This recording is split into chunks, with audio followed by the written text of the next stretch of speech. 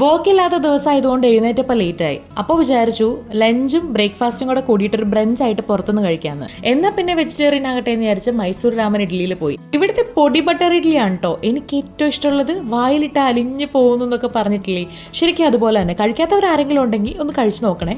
Food കഴിച്ചിട്ട് നേരെ പോയത് സൂപ്പർ മാർക്കറ്റിലേക്കാണ്. കുക്ക് ചെയ്യാൻ ആവശ്യമായ കുറച്ച് സാധനങ്ങളൊക്കെ വാങ്ങിക്കാമല്ലോ എന്ന് വിചാരിച്ചു. ഇത് കേൾക്കുമ്പോൾ നിങ്ങൾ വിചാരിക്കും എനിക്ക് കുക്കിംഗ് ഭയങ്കര ഇഷ്ടമാണെന്ന്. കുക്കിംഗ് ഇഷ്ടമാണ്, പക്ഷേ എന്നും നമ്മൾ കുക്ക് ചെയ്ത് കഴിഞ്ഞിട്ടുണ്ടെങ്കിൽ അതിൽ വലിയ രസമൊന്നുമില്ലല്ലേ. ഇടയ്ക്കൊക്കെ ആകുമ്പോഴാണ് അതിലൊരു രസം ഉണ്ടാവുക.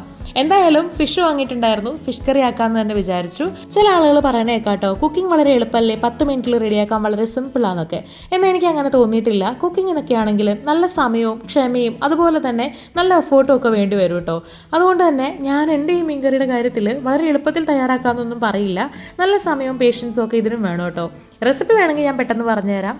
ഒരു മൺചട്ടിയിൽ എണ്ണ ഒഴിച്ച് ഇഞ്ചി, വെളുത്തുള്ളി, ചെറുള്ളി എന്നിവയൊക്കെ ചേർത്ത് നന്നായി വഴറ്റുക. വഴണ്ട് വന്നു കഴിഞ്ഞിട്ടുണ്ടെങ്കിൽ മുളകുപൊടി, മല്ലിപ്പൊടി, മഞ്ഞൾപ്പൊടി എന്നിവയൊക്കെ ഇട്ട് വീണ്ടും വഴറ്റുക.